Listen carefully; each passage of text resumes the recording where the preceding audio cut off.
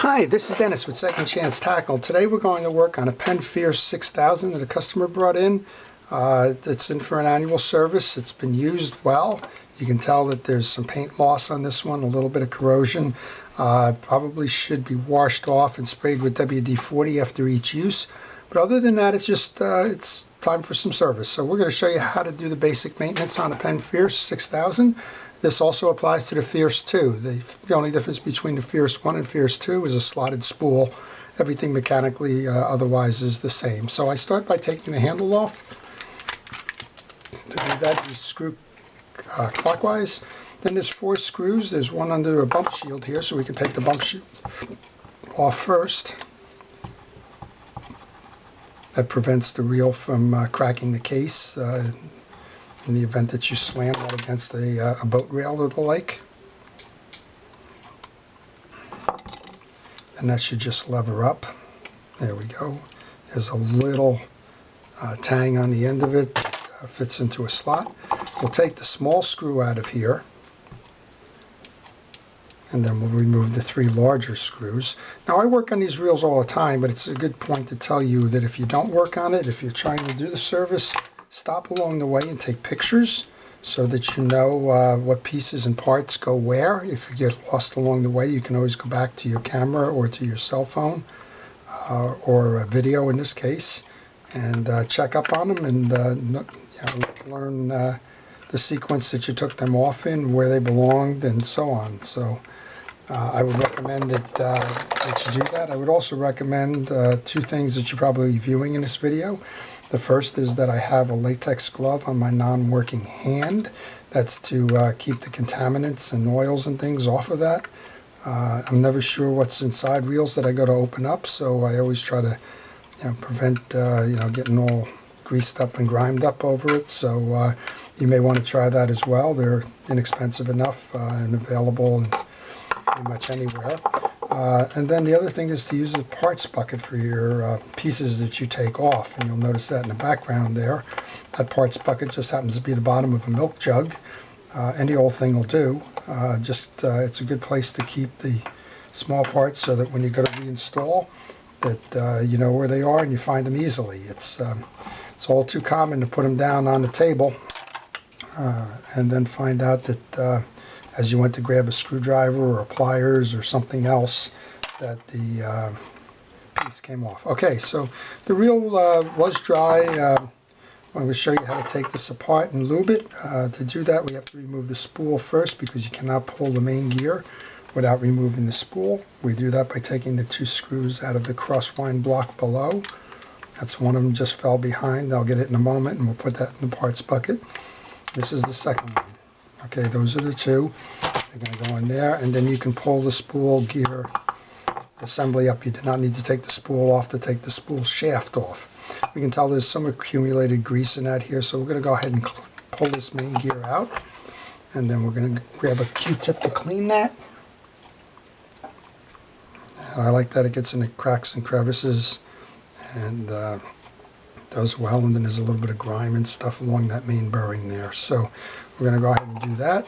Then I'm going to pull the crosswind assembly and cross block. That's what the back of this gear drives the crosswind assembly, which drives the spool up and down.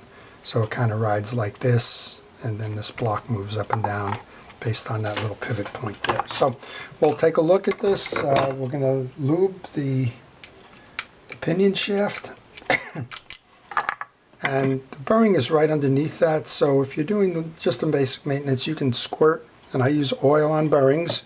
I use a Real X oil, squirt a little bit of oil in there, spin it around and let it work inside into the bearing. And here's the second bearing. This is a 3-ball bearing plus an anti-reverse bearing reel. That bearing just came out when we pulled the main gear. I'm going to lube that. Then we're going to lube the back of the crosswind gear. Again, that makes it go up and down. We want to make sure that we have enough on that. While I'm doing that, I'm checking the teeth to make sure all the teeth are on that gear, because it will not operate properly if it's missing teeth. And then we'll do the same thing here. We'll load up the back and that groove that that pivot point runs on inside, and we'll reinstall that. It slips under the the one guide on the one side, and then that pivot point rides into the other. And so we're set there. Same thing with the main gear. We'll go check that. There's a little bit of dirt on there, so we're going to go clean that. And we're going to make sure all the teeth are good on both sides. They are.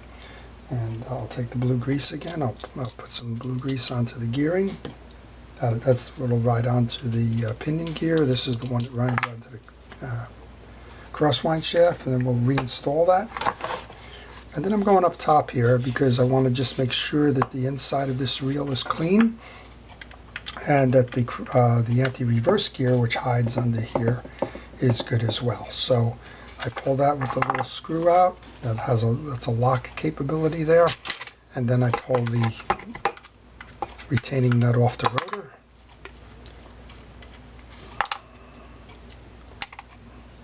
And then I pull that off. We look, that's clean. It's clean under here. So even though there's corrosion on the reel, the inside of this reel is pretty clean. So I'm going to put a drop of oil on the pinion gear, a drop of oil on the anti-reverse, and a drop of oil inside the spool drive. With that, we can reassemble this. You don't need to do anything more there. If it was dirty, you would clean it, but in this case, it's fine. If you needed to replace the anti-reverse gear, you would pull the 3 of these out, the anti-reverse bearing. You pull those 3 nuts out, and it would pop right out. So it's not needed here. This is just a general service. There's no problem with that. Okay, so we reinstall that. We reinstall the rotor nut. I like this cap nut because it's got a sealed top on it. You cannot over tighten this. That seems to be a problem from time to time with people that service their reels. And then we have a lock cap that goes over that nut, and we reinstall the little set screw that holds that in place. So let's just go ahead and do that, and we're done with the up top service. Now we can reinstall the spool assembly. That spool assembly just simply slides through, and then we're looking to get onto that cross block. That goes into the crosswind assembly block. There we go.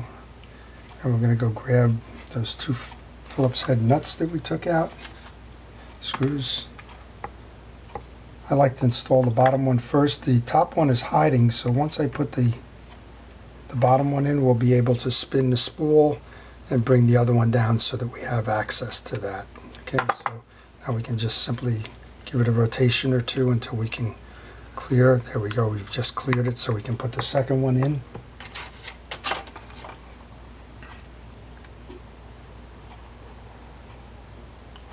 There's the second screw. And I already noticed it's turning a whole lot more free just because we've done lubrication on that. Okay, so I haven't lubricated this bearing yet, and again, as I said, I do oil on bearings. Just a drop of oil there, and we can go reinstall the side plate. So here's just your side plate. Oops, got a little dirty cotton swab there. We got the 3 of the side plate screws, which are large, and the one that goes underneath the bump shield. If you were kind of wondering where each one of those went, you could always go back and look at your pictures you took on your cell phone, or worst case, if you said, I'm too good for that, and then you realized that you've forgotten it, you could always go to a website like pennparts.com, get the schematic, and the real schematic will show you in a burst out how the parts come into alignment. So there's backup plans, but again, if you know what you're doing, fine. If you don't know what you're doing, go ahead and take the pictures, and no shame in doing that. I can tell you that there are reels that I am unfamiliar with, particularly as I get into things like bait feeding reels and some of the more complicated reels, that I will take pictures along the way, just because most of the time what'll get me is a spring. There's springs are loaded all kinds of different ways, and sometimes I know the spring goes there, but I just can't figure out how it anchors or how to set it. And generally, if I have a picture, it's worth 1,000 words, if you will. So, okay, so this is the 4th of those screws. Once I do that, we'll put the bump shield on, and then we'll go up and do the drag service. This bump guard has got a lot of junk in it again, so we'll just wipe that out with a paper towel. I did a video a while ago on setting up your workbench for a repair, and two of the things I suggested you've seen me use here quite a bit. One is paper towels and the other is Q-tips. I also suggested kitchen scrubbies if you need to clean something a little bit more aggressively. Steel wool if you needed to clean as well. And then on the chemical side of it, WD-40. I've also suggested a metal polish, which helps if there's severe corrosion, and also a general purpose degreaser, in this case Purple Power, which can take away some of the fish scales and things like that on the reel. Okay, we're going to go ahead and remove the spool now, and we're going to go to the drag service on this. So this has got 6 drag service. It's held in by a collar. Sometimes you'll find that instead of a collar, the reel will have a spring that retains the drags, and the whole purpose of that is just to keep the drag stack in the reel. The actual work of the drag is done by that drag knob pushing down and compressing the drag washers. So the Penn Fierce reel has felt washers. It does not have the composite washers. There's 3 types of washers. There's felt, there's composite, like a Carbonex, and there's Teflon. And felt washers you oil, so this is the first of them. We're going to just a drop. You just want to make sure that they stay oiled to maintain their flexibility. And then there's a series of washers that go into this. You can see that they need to be flexible as a felt washer. I'm going to put the second one in, and I know how I took these out. There's 2 sets of eared washers in this one, and 2 sets of flats. Without it, the eared washers fit in the groove. They alternate with the flat washers. Here's the next of the felts. This is the second of the ear drags. We'll just put a little drop of oil on that. Here's the second of the eared washers. Here's the last of the felt washers. Again, we want to oil that. And then the last of the flat washers. Then we reinstall the collar that holds those in place.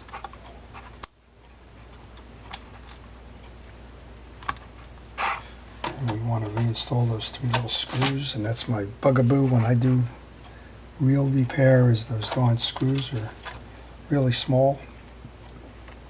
And I have trouble with really small parts, and that's another reason why you want to use a parts tray, because these things can shoot and they can go all over the place, and you will spend your life looking for them. So there's one. I put all 3 in together. That may be a mistake if I go to tilt them, but we're okay. Here's 2. And here's 3. So in a matter of about 15 minutes, with me talking you through the process, we were able to tune up a reel that has spent a lot of time on the water and is ready to spend a lot more time on the water in this coming season. So we'll just reinstall this, tighten down the drag, put the handle on, give it a test drive, and we'll be done with another one of the projects from my shop. So if you like this video, please like it on the page. If you want to see more, please subscribe to my channel. I've been doing this for over 20 years now, and what I'm doing now is sharing my experiences on the channel. So if you're interested in repairing reels or just tuning up the one that you own, there you go. This is ready for another season. It's a beautiful reel, all ready to go. Okay, so please subscribe, and thank you for viewing the video. Again, this is Dennis with Second Chance Tackle.